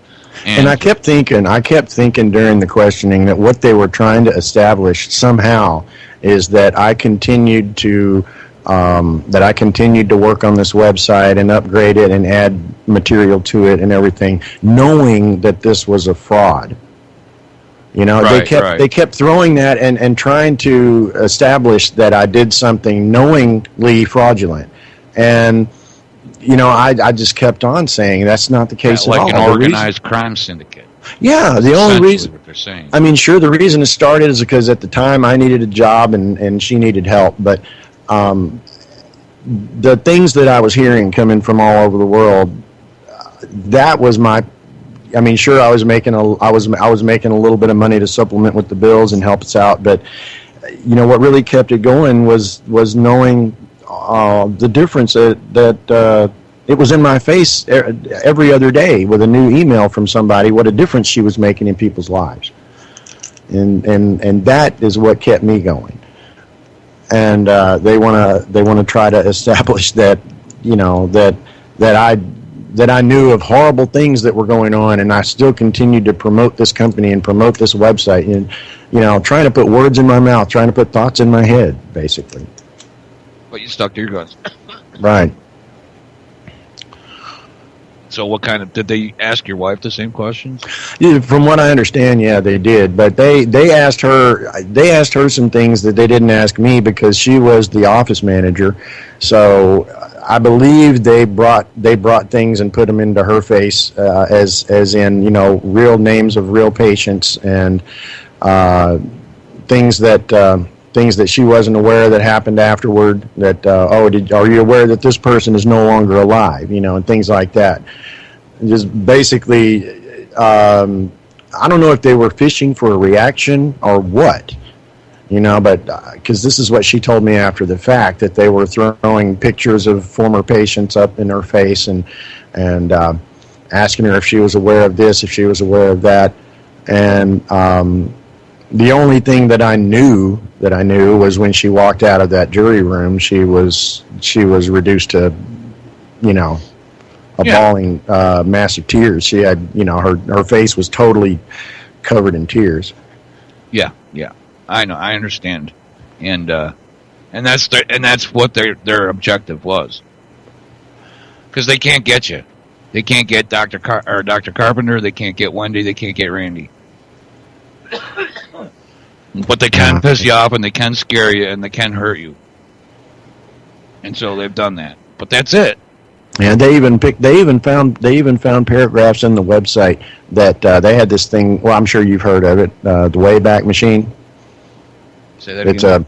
It's a website where you can go find changes that were made to websites, the version of a website from cached, right, yeah, from years ago, and then basically they found a paragraph where it talked about no side effects have ever been experienced by anyone having this treatment, and they found 2 or 3 different incarnations of that paragraph where it had been reworded one way, reworded a different way, and what they didn't understand was every different version of that paragraph was as Dr. Carpenter worded it.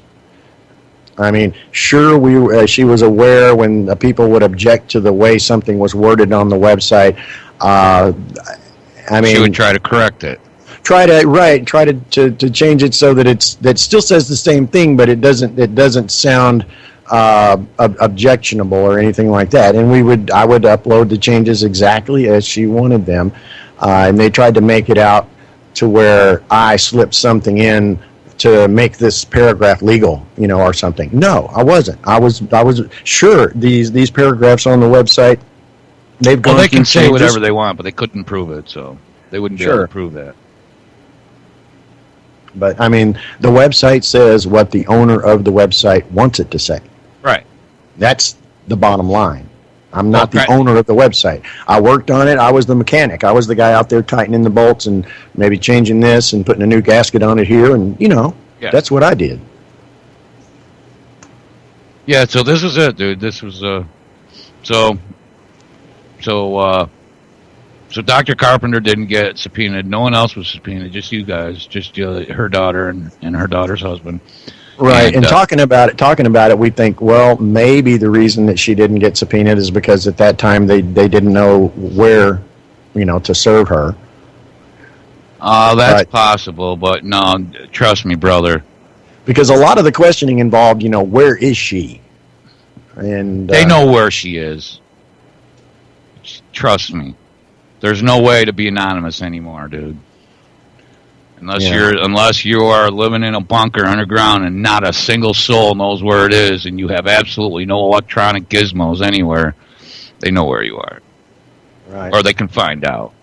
Well, it's just like what they really wanted was for you to break down crying, saying, God, I knew that we were killing people. Oh, Jesus. That's what they wanted, dude. This was their last chance at trying to get you to incriminate yourself or her, and then as though you were some sort of an organized crime syndicate whose only goal was to make money through crime.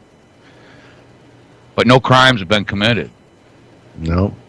No, they had to make up crimes. They had to make up crimes to get Yeah, but the they can make them up all they want, but unless they can prove beyond a shadow of a doubt, beyond a reasonable doubt, in front of a jury of your peers, there is no crime.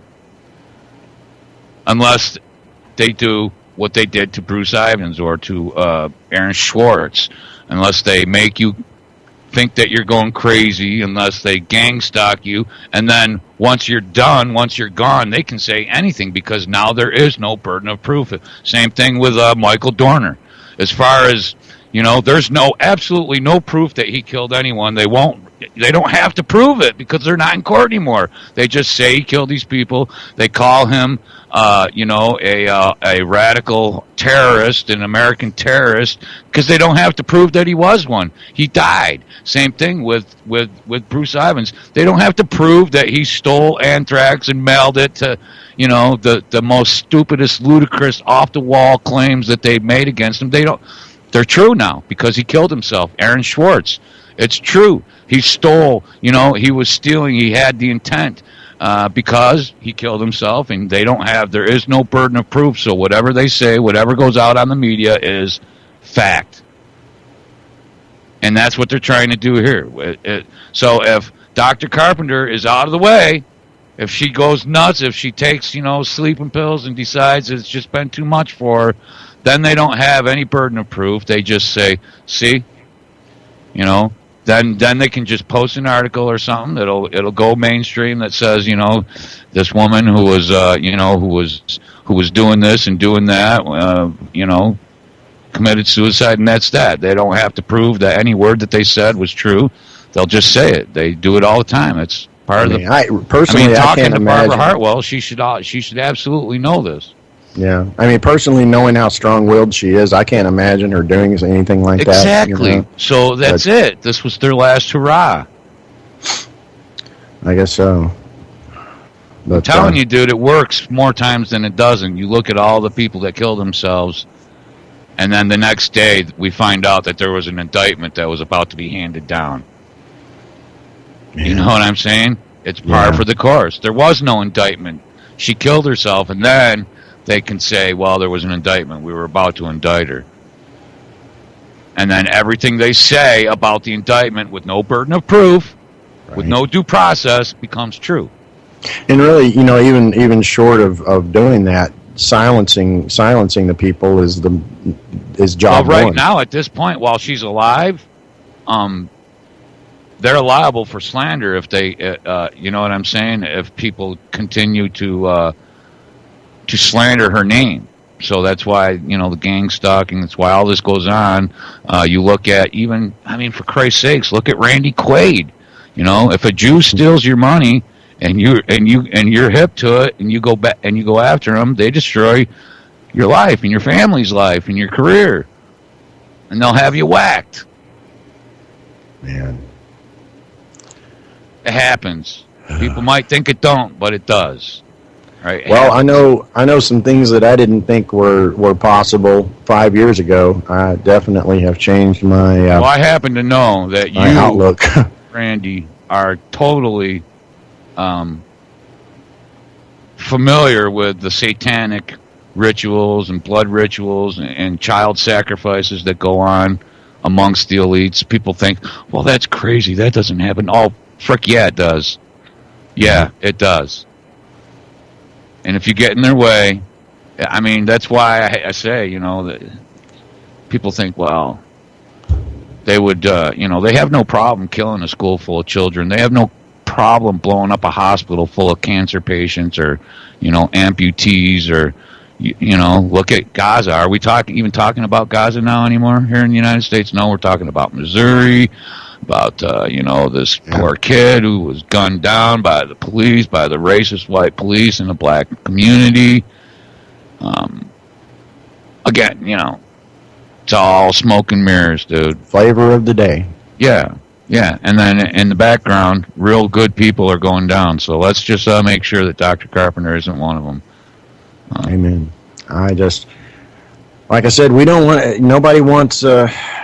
Nobody's trying to get her back in operation with a clinic or anything. We just, wanted to be left alone. At this point, I think you're on the verge of being left alone. That's my opinion, Randy. I don't want to give false hope, but Life is already hard enough without this. You know what I'm saying? You guys have endured and persevered, and I feel like if she just endeavors just for a little bit longer to be strong, and I mean, it's obvious that that she'll never be able to have a clinic. I mean, it's obvious that that they've destroyed her professionally. Yeah, and if she had made the kind of money that people, she'd have been able to defend herself. Yes, she would have been able to do that. But if she had made that kind of money that people are trying to imply, she would have been able to afford to transplant to Virgin Islands, Bahamas, or Belize. There's lots of different places she could have gone if she was making that kind of money. Even Mexico, Yeah. But well, she went to Oklahoma because she wanted to continue her practice, not because she was trying to hide or. Right, because of the safe harbor law. Yeah. And she knew just from checking places on the internet that there were alternative clinics in the area. Just less than a year after FDA raided BlazeMed, another Tulsa alternative clinic got raided and shut down. A place called the Camelot Cancer Center. They got raided for using Laetrile. And they had other things that they did too, but what they used to shut them down was the fact that they were using Laetrile, which is a drug. Laetrile. It's a drug. It's made from. You've heard of apricot pit therapy? People taking apricot pits ground up to treat I've heard cancer. of grapeseed ground up. Well, grapeseed. Laetrile is sometimes it's called B17, I believe. Okay, I actually have heard of B17. And it's also it's from an extract that comes from the apricot root, the apricot pit, I believe. Yeah. And I mean, while BlazeMed was going on, one of the stories that I had read about 5 or 6 years ago was a guy who was arrested because he was selling apricot pits on the internet. Just taking the pits, packaging them up, weighing them, so many ounces of apricot pits, sell them through the internet. They got him. They put him in jail. Wow. But anyway, the Camelot got shut down in the same year.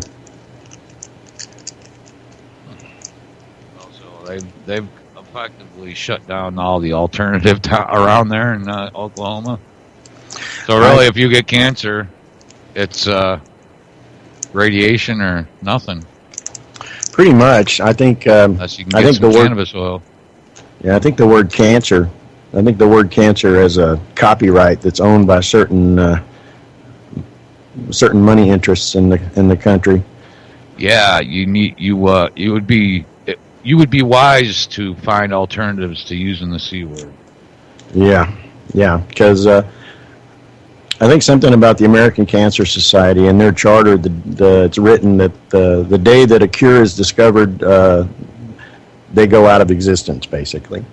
Of course. Trillions of dollars. I mean, they make billions of dollars a year. And cancer has to be preserved. I mean, of course. You have to walk for cancer. You've got to raise billions of dollars to keep that shit alive.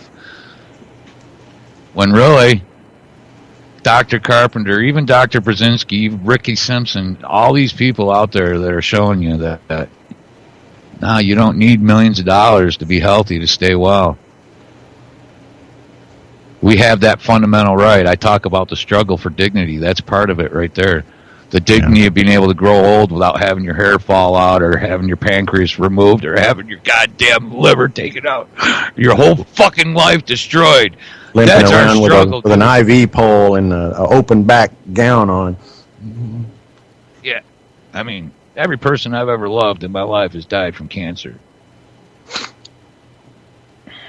And I'm not waiting for permission. If they'll take my help, I'll give it to them. and I'll go to jail with a smile on my face.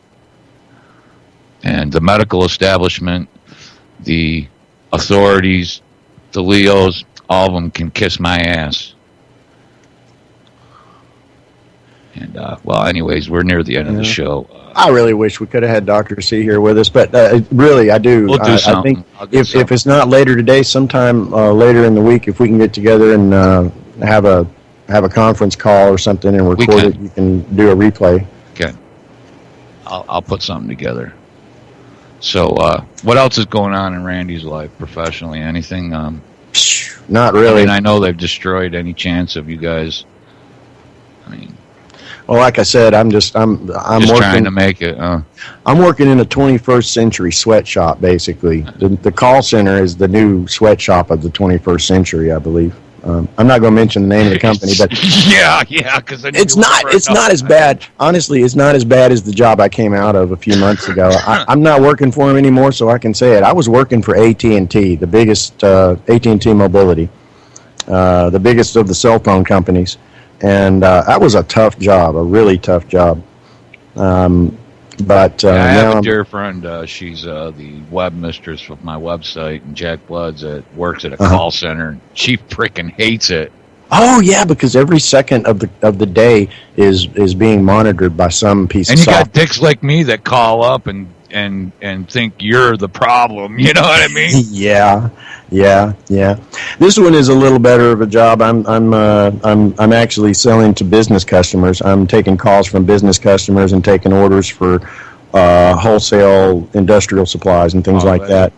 So it's not. I'm not dealing with end users, which is with AT&T. That was the biggest problem because. And here's the deal, man. Is and Richard Stallman agrees. The end user is handcuffed and shackled by their software. Mm-hmm. You know what I'm saying? Anytime you buy anything that runs on Windows or anything like that, it comes with handcuffs and shackles. It's not, and that's why I use Linux whenever I can. A special little info portal for the NSA built in. Yeah. In all of the software, and they always have end-user agreements. The only end-user agreement there should be is you paid for this. You can do whatever you want with it. You can alter it and change it and resell it even if you want to. That's the idea behind free software.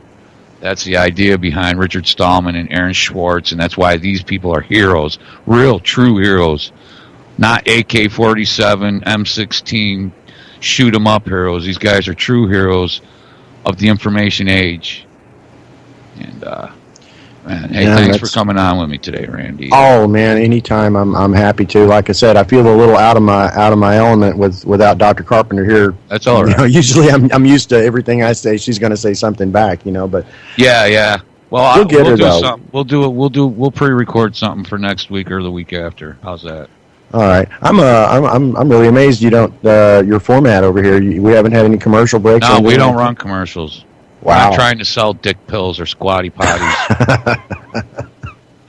Oh man. Well, I love you, man, and it's good to see Vince out there and Road Dogg and some other names I recognize. From you'll remember a lot of these guys from back. Yeah, we're still around. It's just life is a little different right now. It's quite a bit different. All right. Well, Randy, it's been a pleasure. I want you to give your hug a wife and Dr. Carpenter and tell her I love her, and I'll try to get her on the show. All right. This has been Against the Wall. Thank you, Randy Simmons. Hey, thank you, JJ. Thank you, UCY. Absolutely. Up next, Drew Shalley.